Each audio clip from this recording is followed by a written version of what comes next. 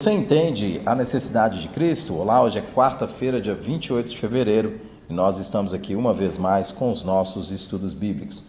3 recadinhos breves, os de sempre. O primeiro deles, estamos lendo a Bíblia toda na Primeira Igreja Batista do Castelo, e todos os dias deixamos nos canais digitais da igreja um breve áudio com mais informação sobre o texto bíblico. Eu posso te dizer por mim que esses estudos mudaram a minha perspectiva sobre a Escritura.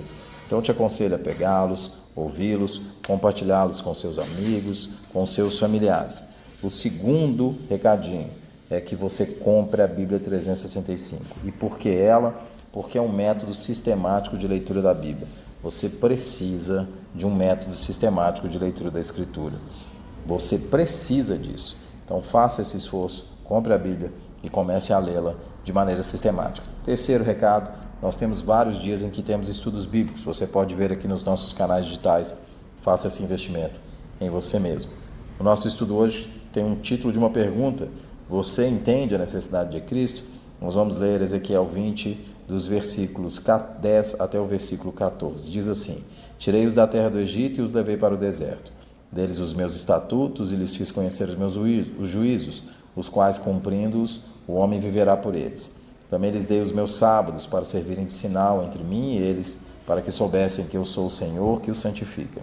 Mas a casa de Israel se rebelou contra mim no deserto, não mandando os meus estatutos, e rejeitando os meus juízos, os quais, cumprindo-os, o homem viverá por eles. E profanaram grandemente os meus sábados. Então eu disse que derramaria sobre eles o meu furor no deserto para os consumir.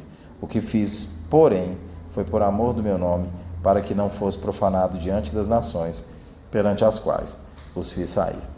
O capítulo 20 de Ezequiel é uma narrativa constante, consistente da graça de Deus e da queda do homem. Da graça de Deus e da queda do homem. Os profetas todos mostraram sempre uma narrativa de homens caindo e se rebelando contra a vontade de Deus. E por isso, nos profetas nós sempre temos a história de juízo. Juízo que virá sobre o homem que desobedece à vontade de Deus. Esse juízo, entretanto, nunca é descolado da graça. Deus ainda assim age de maneira graciosa. Esse foi o recado em Isaías, esse foi o recado em Jeremias, esse tem sido o recado em Ezequiel, esse foi o recado nos profetas menores. Ou seja, de forma geral, a canção é a mesma, a melodia é a mesma.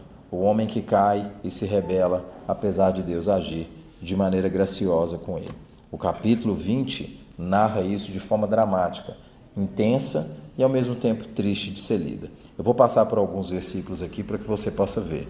No versículo 6, Deus diz que vai tirá-los da terra do Egito. Diz assim, veja, versículo 6, deixa eu achar aqui para não me perder no texto. E diz-lhes, assim diz o Senhor Deus, no dia em que escolhi a Israel levantando a mão, jurei a descendência da casa de Jacó e me dei a conhecer a eles na terra do Egito.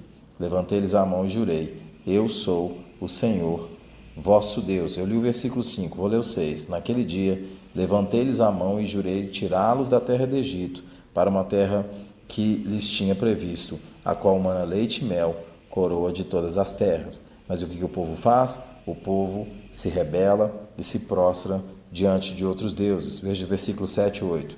Então lhes disse, cada um lance sobre si... versículo 8. Mas rebelaram-se contra mim e não me quiseram ouvir. Ninguém lançava de si as abominações de que se agradavam os seus olhos, nem abandonava os ídolos do Egito.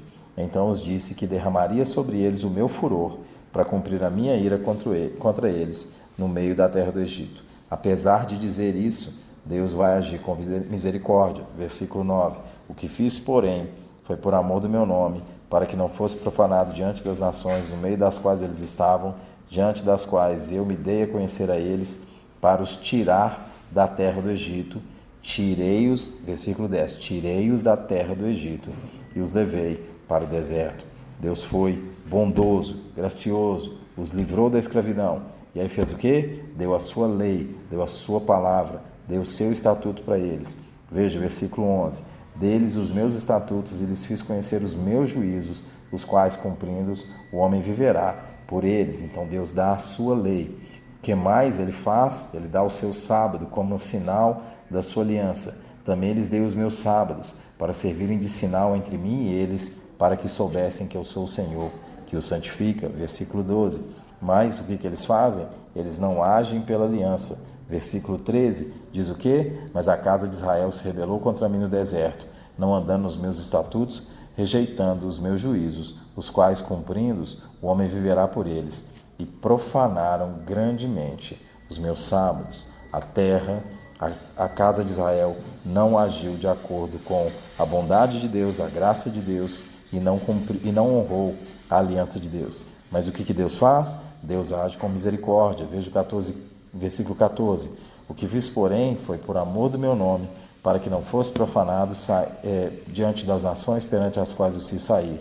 Demais, levantei-lhes no deserto a mão e jurei não deixá-los entrar na terra que lhes tinha dado, a qual mana e leite e mel, coroa de todas as terras, porque rejeitaram os meus juízos e não andaram nos meus estatutos e profanaram os meus sábados, pois o seu coração andava após os seus ídolos.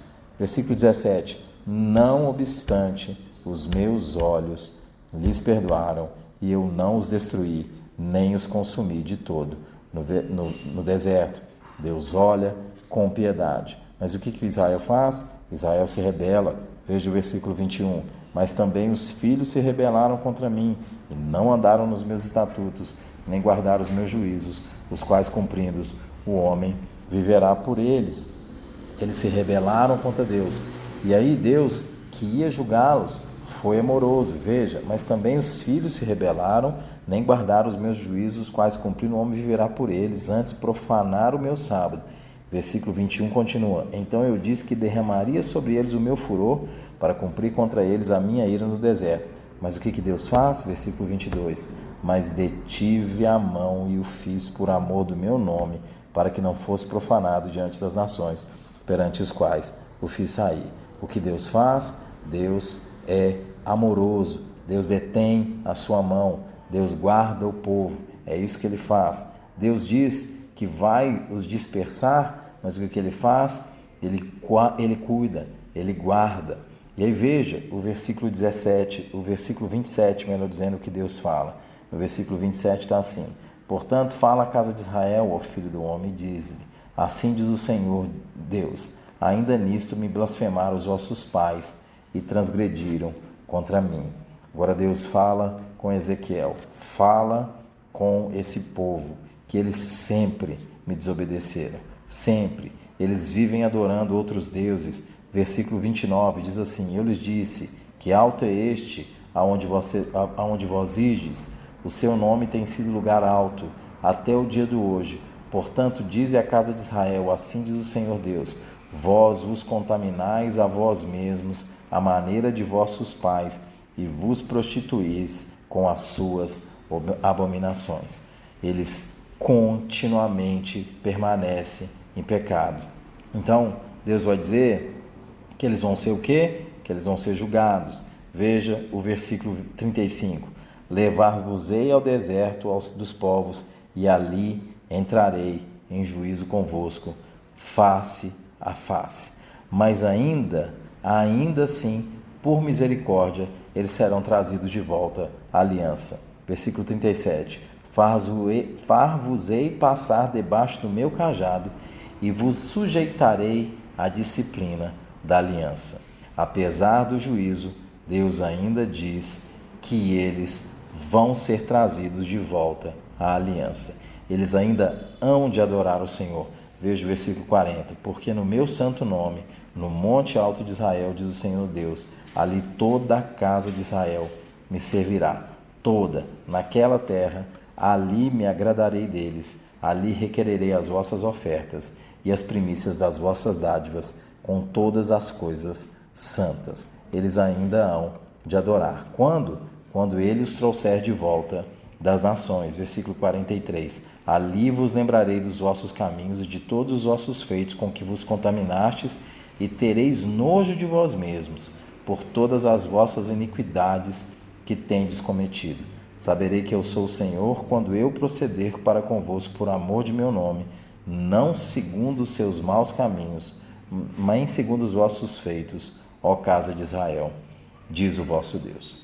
Veja, O resumo do capítulo 20, o povo peca, Deus age de maneira misericordiosa, o povo peca, Deus age de maneira misericordiosa, o povo peca, Deus age de maneira misericordiosa e vai pecando e Deus agindo de maneira misericordiosa, até que chega o momento que Deus anuncia pela boca dos profetas que o povo cairia, Jerusalém cairia, Judá cairia, Israel cairia, Reino do Norte cairia, Reino do Sul cairia, como de fato caíram e foram espalhados para o exílio. Mas Deus diz: eu vou os reunir de novo e eu vou tratar vocês de acordo com a minha misericórdia.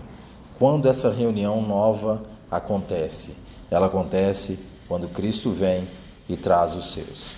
Então, Jesus é a resposta para essa rebeldia constante do povo de Deus. Rebeldia constante. Então, a minha pergunta no estudo hoje é: você entende a necessidade de Cristo? A necessidade de Cristo é para lidar com a rebeldia constante do nosso coração. Não é para nos dar uma vida confortável nessa terra, embora Ele possa fazê-lo. Não é para arrumar os nossos sonhos, nem para facilitar a nossa história, embora Ele possa fazê-lo. Mas é pela profunda necessidade de punição do pecado e pela total incapacidade do homem de ser santo. Nós vimos em Ezequiel 20 que Deus age graciosamente, o povo cai. Deus age graciosamente, o povo cai. Deus age graciosamente, o povo cai. Deus estende a sua graça, Deus estende a sua misericórdia, demora no juízo, até que o juízo venha e depois esse povo volta do exílio. E quando ele volta do exílio, já não é mais o mesmo. E quando Cristo vem, eles continuam sem entender, achando que Jesus vem para retomar um reino terreno, que Deus vai pegar e vai derrubar Roma e vai restituir a Israel como nação. Eles decididamente não entenderam, assim como nós tantas vezes não entendemos, com o nosso coração duro. E você pode pensar: não, eu não tenho um coração tão duro assim. Acredite, todos nós temos um coração duro. E se ele não tiver um ajuste radical por meio de Cristo, nós não temos condição de sermos restaurados. A necessidade, Ezequiel 20, é o caso explícito da necessidade de Cristo, porque ele mostra como é o comportamento humano, de sempre ser agraciado e ainda assim não agradecer a Deus por isso. Que Deus nos abençoe.